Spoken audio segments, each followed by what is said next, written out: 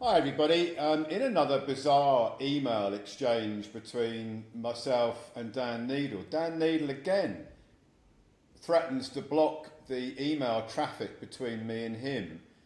He keeps asking for verification of 600 million of recoupments, and I've provided all the evidence to Dan Neidle via ecclesial law and directly.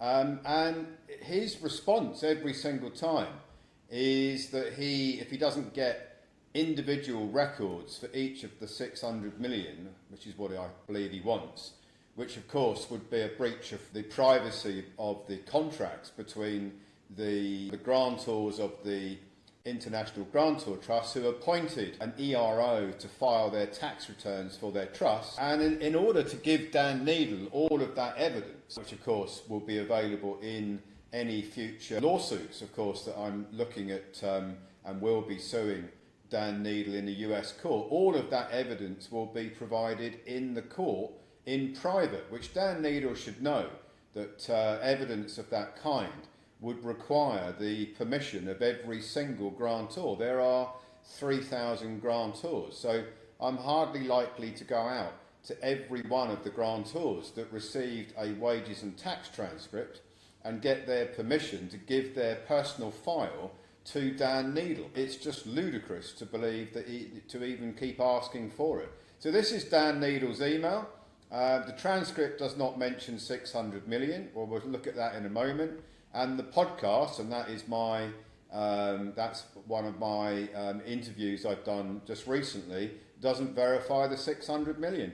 When I've repeatedly told Dan Neidle that the evidence that he is seeking is private, and he should look at the technical reports, and he should look at my wages and tax transcript, and he should be relying upon that. So let's now have a quick look at what he's already received.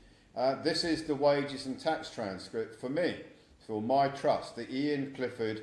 This is a 98 series grantor trust, and without going through what all of these things mean, this is from the IRS, came in 2025. That is the amount of the recoupment, 4.477 million of confirmed wages and tax transcript from the IRS. As you can see, this is an IRS fax here on the 24th of July 2025. So just a very brief overview of what Dan Neidle has received.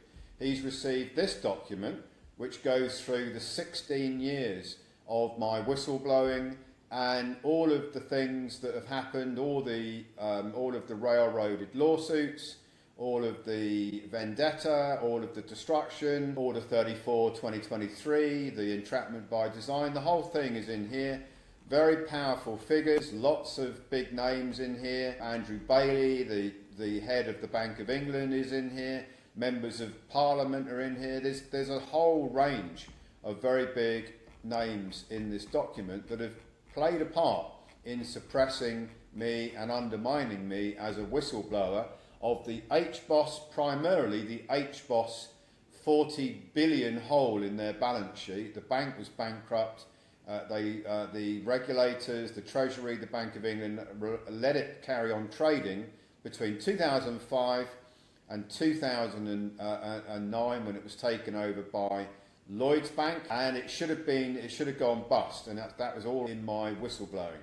So that's that document, and Neidle has that. Remember, Dan Neidle is acting as an agent for the FCA.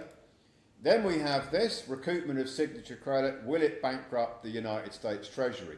In this document is deep technical research on how the Clifford Protocol works, all of the technical references, everything from A through Z. And Dan Neidle has never once challenged me on any of this technical research that I sent him some weeks ago. Then you've got this document, how long does it take, and what is the exact process, how long does it take? It's all in this document. Again, lots of deep forensic technical research, all in here. And then you've got this document, which Neidle had last week, which is that he says that the 4.4 million, that's the wages and tax transfer we just looked at, isn't confirmed as an IRS confirmed recoupment. Well, it is. Neidle says it's a fantasy. I say it's not.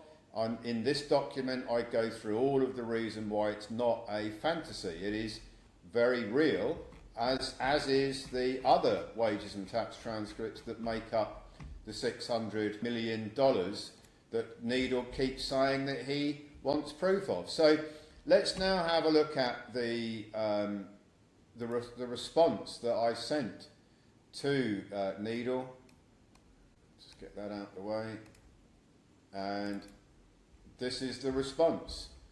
So basically, Zahawi is the reason why, who's the former Chancellor of the United Kingdom. Dan Neidle makes a big play of the fact that he took Zahawi down for having a lack of integrity, by not disclosing his tax returns in the correct way, according to HMRC. So this is the integrity gap, right? So Neidle has made a reputation off the back of the fact that he exposed Zahawi for not having integrity. I say that Neidle doesn't have integrity. I say that he is lacking integrity in this matter.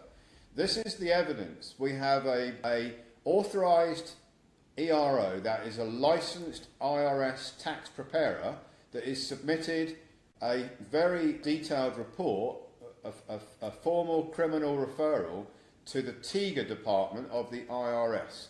That is to do with the fact that Amy Sanger undermined all of the recoupments, 1099 OID filings, because she believed, based on Dan Neidle's evidence and his blogs, not his evidence, so his blogs that he was putting out online, that she might have been involved in a fraud, because Dan Neidle kept saying that I'm a tax fraudster and I practice pseudo law.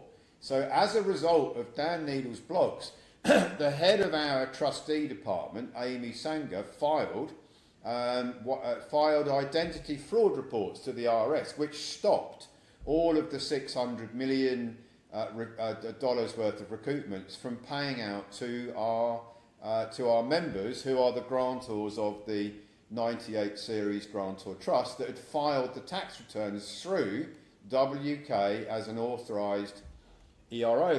She and her trustees all then left the organisation, believing that I was involved in a tax fraud to do with 1099 OID because of Dan Neidle's blogs that he'd been putting out since 2024.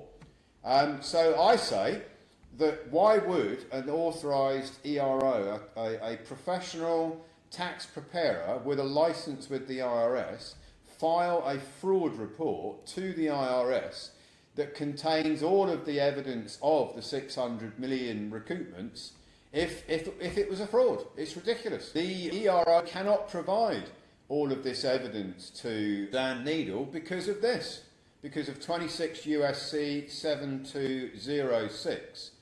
It would be a felony for all of that individual evidence to be given over to Dan Neidle, who is an internet blogger.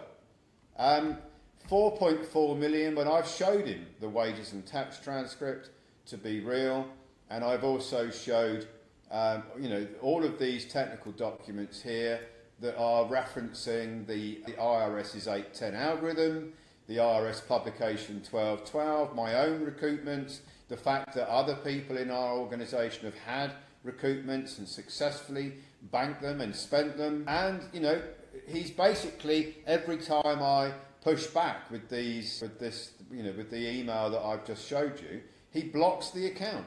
So how can that be integrity, Dan Neidle?